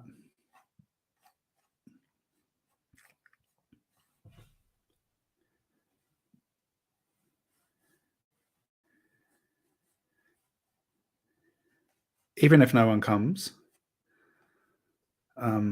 which I don't think will be the case, you get to practice and draw, and then it like you can let it live on as a replay video on your channel, and maybe in 5 years someone will watch it and it will be like a aha moment for them, and who knows what will happen. Thank you.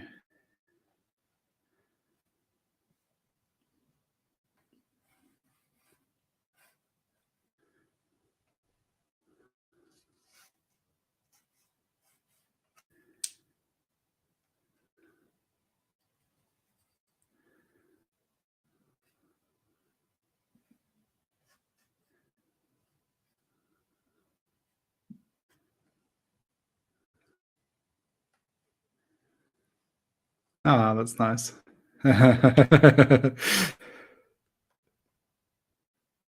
Yeah, cool.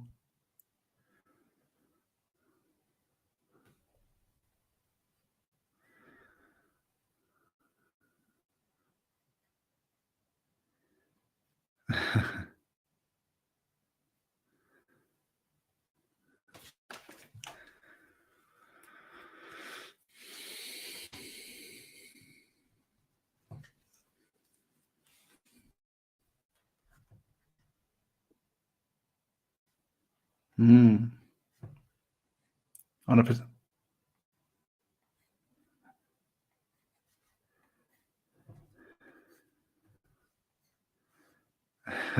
cool.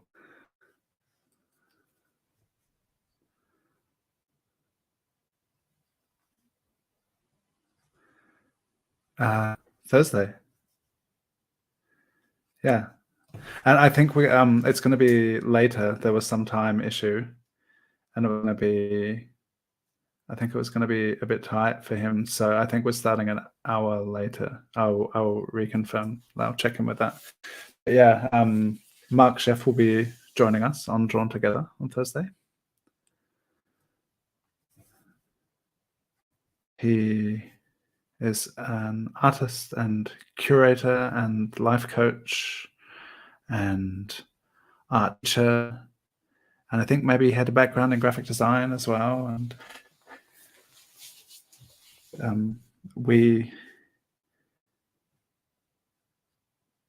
both were Rebecca Gay's mentorees together.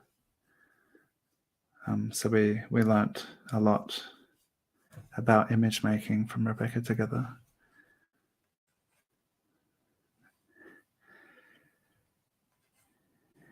Like that you like a life coach battle that like he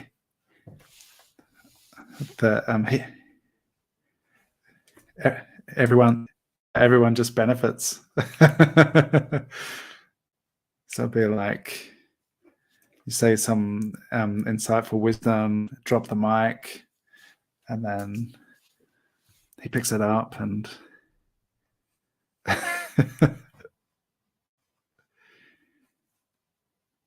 yeah. Ah, nice. Yeah, totally. Yeah, I think it's going to be really interesting because definitely there'll be art talk. He also recently had a photo exhibition.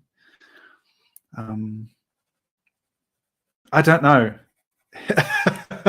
He's also like fit.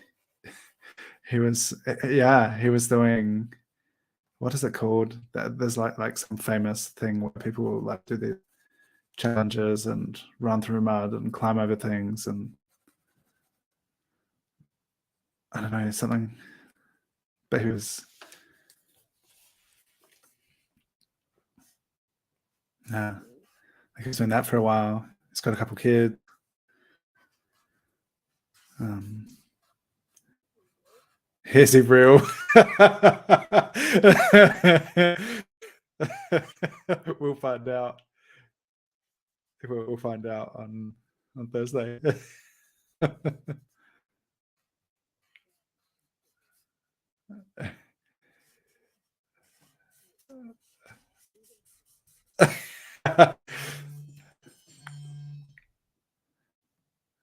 Yeah.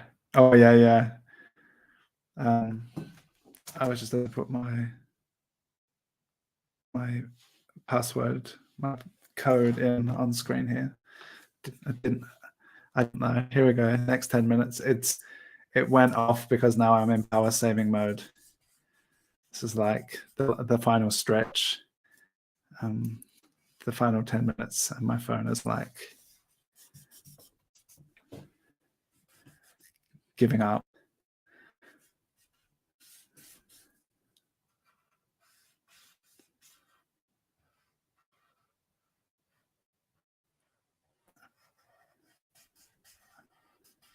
I don't know. I don't know. I think he'll be able to roll it. He's a tough mother.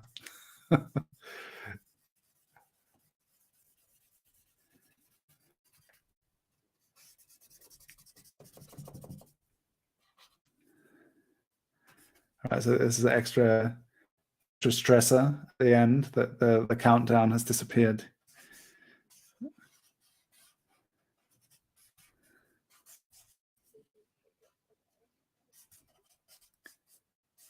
They have tea. They have some nice cold tea. Oh, yeah. I also don't know if there's an English word for that. I only experienced it here. A Sturfchen. So these cool little things you can get with you put it like a light in it, a tea light. They're even called tea light. These little candles, and you put your cup or your teapot on it with a little candle underneath, and it keeps it hot. Name for English? Does anyone know?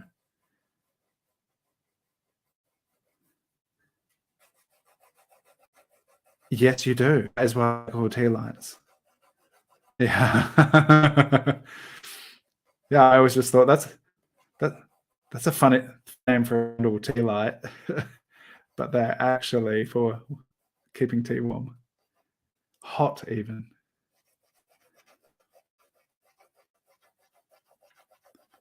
And then you can get these tea lights that burn for like 10 hours. And it almost, you know, you can make your tea in the morning and drink it hot evening. Super, yeah, super strong.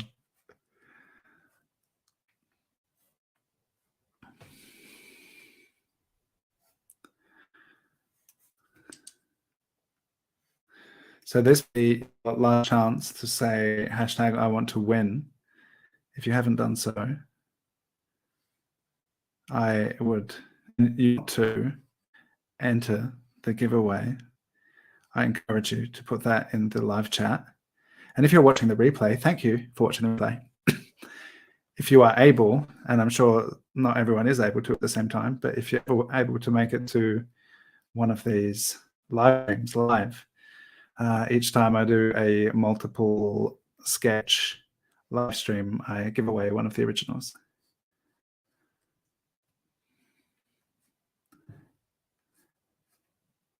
But if you're watching the replay or here live and you like something and you don't win the giveaway, you might be able to buy it. I don't have much experience with people doing such, but I have a little, and I'm open to the idea.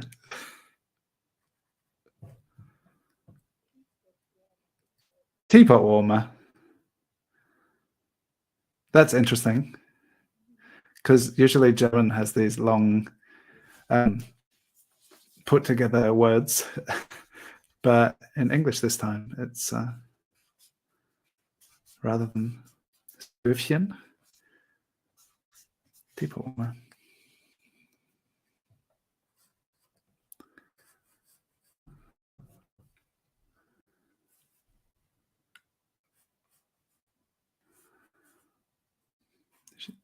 Yeah, she's the diminutive. It's cool.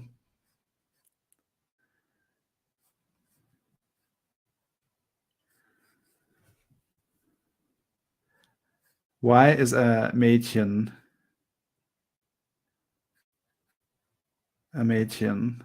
but a Junge is not like a Männchen?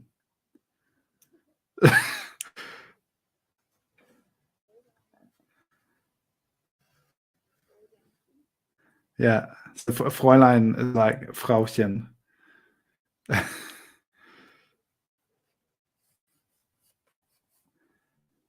Yeah.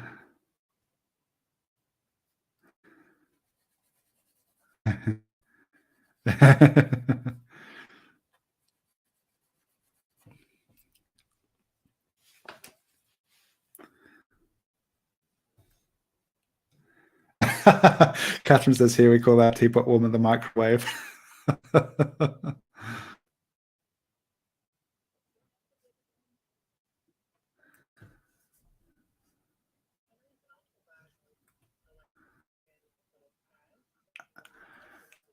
Ah.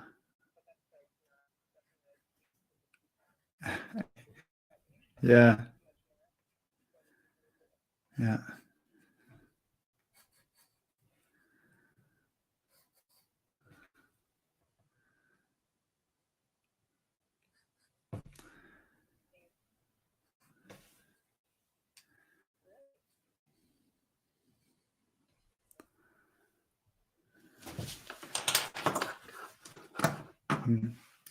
The urge right now to if I can just give me a tool, I should bookmark it.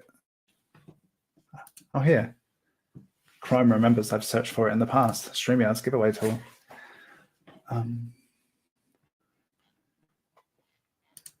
Open the StreamYard giveaway page. Oh, so easy. Wait a minute. Ah, there it is.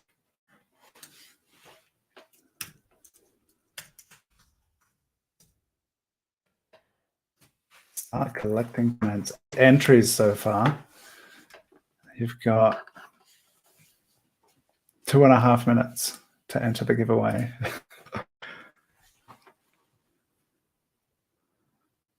Those are pretty good odds. 1 in 8 chance at the moment to win one of these drawings.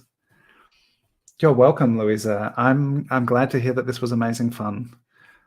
I've also had a jolly good time. I was really excited to work from these photos. It's really,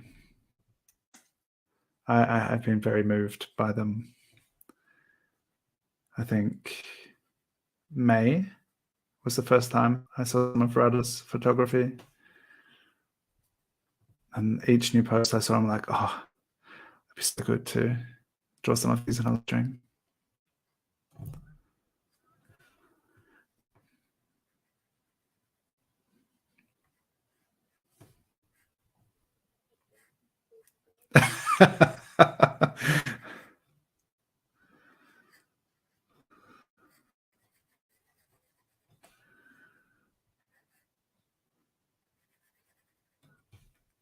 The cat's bothered that you're still awake. Is it? What are you still doing here? Is that because the cat wants to go to bed with you, or the cat just wants the house for itself? It's like,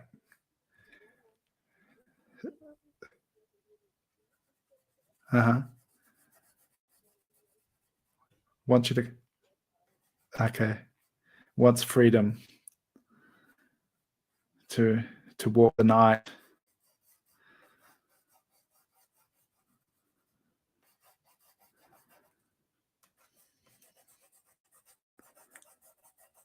I'd love to know from you in the chat or Zoom what has been your favorite image to work on.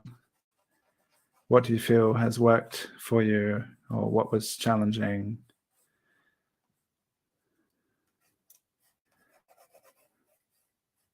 And Cody, if you're still working on that first portrait, I'd love to hear about that too. How's that going?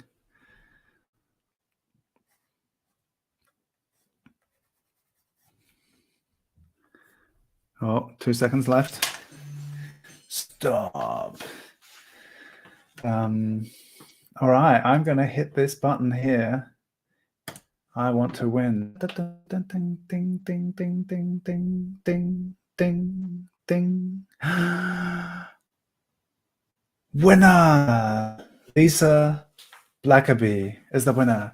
Brrr. Congratulations. Is Lisa still here? If you are, let me know and get in touch. Oh, Cody, did you put? I think you put it in before. Yeah, because it still says 8 entries. So you won the run. So Lisa, congratulations at Lisa Blackaby. Lisa. get in touch with me. If you're on Instagram, write to me and let me know which one of my drawings is your favorite. And right now, I'm just going to flip through them and have a look at how they turned out.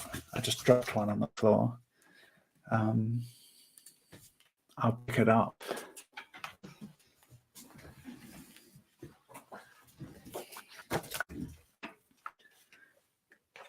Thank you for being here. Enjoy bed. Okay, Lisa's still here. Awesome.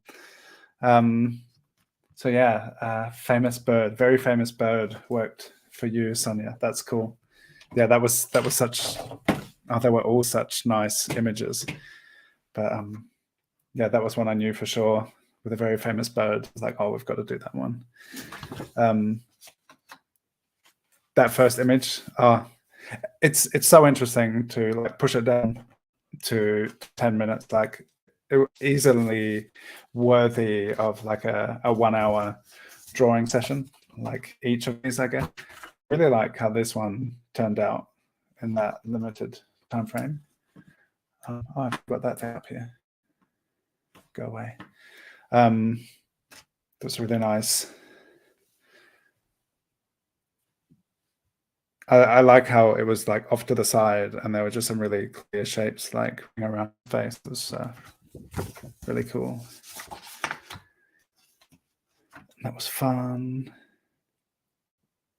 Interesting. Some of the like this one was really light all the way through, and that first portrait was really dark.